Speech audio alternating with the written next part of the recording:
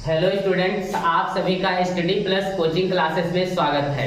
हमें आशा है कि आप लोग स्वस्थ होंगे, मस्त होंगे और अपनी पढ़ाई को एक गजब लेवल पर लेकर जा रहे होंगे। तो आज का हमारा टॉपिक है, अभी पिछले वीडियो में हमने आप लोगों को फिजिक्स में जो है दर्पण से संबंधित कुछ चीजें बताई कि दर्पण के प्रकार कितने होते हैं, गोलीय दर्पण के कितने प्रकार होते हैं। अब आज का हमारा टॉपिक है गोलीय दर्पण से संबंधित परिभाषाएं, जो कि मोस्ट इम्पॉर्टेंट टॉपिक है। इससे एक डिफिनीशन आती ही आती है बोर्ड एग्जाम में। तो ये जो डिफिनीशंस है ये बहुत ही इम्पॉर्टेंट है। ये टॉपिक आज का जो हमारा है ये बहुत ही इम्पॉर्टेंट टॉपिक है। तो इस टॉपिक में हम आप लोगों को बताएंगे कि गोलीय दर्पण से संबंधित परिभाषाएं, कि गोलीय दर्पण हमने पढ़ा पिछले वीडियो में। गोलीय दर्पण क्या होता है? वह दर्पण जिसका क्या होता है, परावर्तक पृष्ठ गोल होता है, उसे हम क्या कहते हैं, गोलीय दर्पण। फिर हमने उसमें अवतल और उत्तल के विषय में पढ़ा। अब ये जो गोलीय दर्पण है इसमें कुछ परिभाषाएं हैं, इन परिभाषाओं के विषय में बताएंगे। जैसे एक हमने गोलीय दर्पण बना लिया। गोलीय दर्पण क्या होता है? कांच का खोखला गोला होता है। तो इस गोले को काट कर जब इसके दो पार्ट्स कर देंगे, काट देंगे, तो एक अवतल बन जाएगा, एक उत्तल।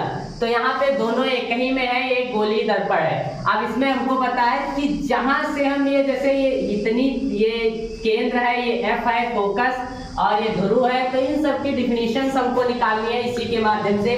ये जो गोलीय दर्पण बना हुआ है, ठीक। तो यहाँ पे हमें क्या है, इसमें डिफिनीशन हमको वक्रता केंद्र किसे कहते हैं, दर्पण का ध्रुव किसे कहते हैं, मुख्य फोकस किसे कहते हैं, फोकस दूरी किसे कहते हैं, वक्रता त्रिज्या क्या होता है, मुख्य अक्ष क्या होता है, ये सब चीजें हमको जो है इसमें पढ़नी है। तो हम इसको बारी बारी अध्ययन करेंगे। जैसे है वक्रता केंद्र। वक्रता केंद्र क्या होता है समझाते हैं। देखो ये गोलीय दर्पण है, तो गोलीय दर्पण जिस कांच के खोखले गोले का बना होता है, क्या होता है, कांच का खोखला गोला। तो गोलीय दर्पण जिस कांच के खोखले गोले का बना होता है उसके केंद्र को वक्रता केंद्र कहते हैं। इसे C से प्रदर्शित करते हैं। तो यहाँ पे देखो डिफिनीशन है, गोलीय दर्पण जिस कांच के खोखले गोले का बना होता है उसके केंद्र को वक्रता केंद्र कहते हैं। इसे C से प्रदर्शित करते हैं। कि जो गोलीय दर्पण का जो केंद्र होता है, बीच का पार्ट, वहां उसे हम क्या कहते हैं, केंद्र कहते हैं, वक्रता केंद्र। अब उसके बाद आता है तुम्हारा दर्पण का ध्रुव। दर्पण का ध्रुव क्या होता है, पढ़ते हैं कि गोलीय दर्पण हो गया। अब इसका एक परावर्तक पृष्ठ हो गया। तो गोलीय दर्पण के परावर्तक पृष्ठ के मध्य बिंदु, ये देखो दर्पण का ध्रुव P से इसको डिनोट करते हैं। तो क्या होता है, गोलीय दर्पण के परावर्तक पृष्ठ के मध्य बिंदु को दर्पण का ध्रुव कहते हैं। इसे P से प्रदर्शित करते हैं। तो यहाँ पे देखो गोलीय दर्पण के परावर्तक पृष्ठ के मध्य बिंदु को दर्पण का ध्रुव कहते हैं। इसे P से प्रदर्शित करते हैं। अब उसके बाद जो है हमारा है मुख्य फोकस। मुख्य फोकस क्या होता है, जैसे ये रूल होता है प्रतिबिंब बनने का, जैसे ये हो गया दर्पण और ये क्या हो गया, ये मुख्य अक्ष हो गई। तो मुख्य अक्ष के समांतर जाने वाली प्रकाश किरण, फोकस एक है, मुख्य अक्ष के समांतर जाने वाली प्रकाश किरण दर्पण से परावर्तन हुआ। तो दर्पण से परावर्तन के पश्चात जिस बिंदु से होकर के गुजरती, ये कहां से जा रही, फोकस से। तो ये चीज मुख्य, ये मुख्य अक्ष है, मुख्य अक्ष के समांतर। समांतर क्या होता है, सभी जगह पे दूरी उनकी क्या हो, बराबर हो, उसे हम क्या कहेंगे, समांतर। तो मुख्य अक्ष के समांतर जाने वाली प्रकाश किरण दर्पण से परावर्तन के पश्चात जिस बिंदु से होकर गुजरती है उसे दर्पण का मुख्य फोकस कहते हैं। इसे जो है F से प्रदर्शित करते हैं। तो देखो यही है कि मुख्य अक्ष के समांतर जाने वाली प्रकाश किरण दर्पण से परावर्तन के पश्चात जिस बिंदु से होकर गुजरती है उसे दर्पण का मुख्य फोकस कहते हैं। इसे F से प्रदर्शित करते हैं। फिर उसके बाद आता है फोकस दूरी। हमने क्या जाना कि वक्रता केंद्र क्या होता है, फिर दर्पण का ध्रुव जाना, फिर उसके बाद फोकस जाने। अब फोकस दूरी क्या होती है, तो ये ध्रुव है और ये फोकस, ये यहां से लेकर के ध्रुव और फोकस के बीच की दूरी जो होती है इसे क्या कहते हैं, फोकस दूरी। तो ये दर्पण के ध्रुव तथा फोकस के बीच की दूरी को फोकस दूरी कहते हैं। इसका फार्मूला होता है F = R/2।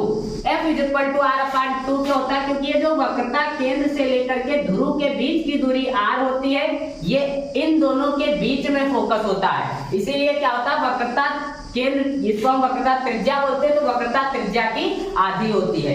तो यही यहाँ पे क्या है, दर्पण के ध्रुव तथा मुख्य फोकस के बीच की दूरी को फोकस दूरी कहते हैं। इसे F से प्रदर्शित करते हैं। इसका फार्मूला होता है F = R/2।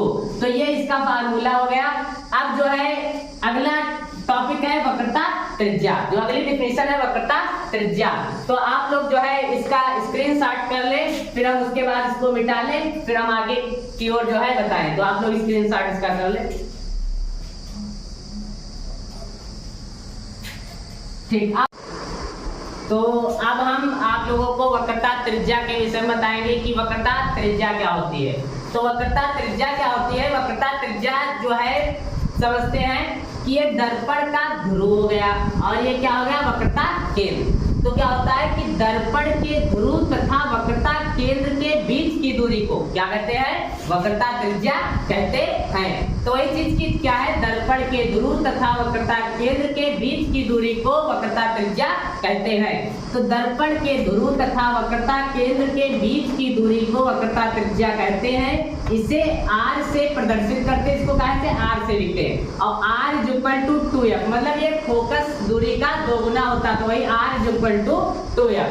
फिर उसके बाद क्या है तुम्हारा कि मुख्य अक्ष क्या होता है। तो मुख्य अक्ष देखो, दर्पण का ध्रुव और वक्रता केंद्र। तो दर्पण के ध्रुव तथा वक्रता केंद्र से होकर जाने वाली सरल रेखा को, सरल मतलब सीधी, तो वही चीज है, एक रेखा जाती है वक्रता केंद्र और ध्रुव से, तो वही दर्पण के ध्रुव तथा वक्रता केंद्र से होकर जाने वाली सरल रेखा को मुख्य अक्ष कहते हैं। तो यही चीज, दर्पण के ध्रुव तथा वक्रता केंद्र से होकर जाने वाली सरल रेखा को मुख्य अक्ष कहते हैं। तो ये हमारा जो है गोलीय दर्पण से संबंधित परिभाषाएं हैं और आप लोग इनको बहुत ही अच्छे तरीके से तैयार कर लें और अपनी कॉपी पर नोट कर लें। और जो कुछ भी है अगला टॉपिक जो हमारा रहेगा इसके आगे का, तो हमें आशा है कि आप लोगों को ये वीडियो पसंद आया होगा। तो आप लोग हमारे चैनल को सब्सक्राइब करें और वीडियो को लाइक करें, साथ ही साथ बेल आइकन को दबाना ना भूलें, ताकि हमारे वीडियो की नोटिफिकेशन आप लोगों को पहले ही प्राप्त हो सके। तो हमें जो है ये आप लोग अपना लिख लीजिए, अपना कॉपी पे स्क्रीनशॉट कर ले। जय हिंद, जय भारत।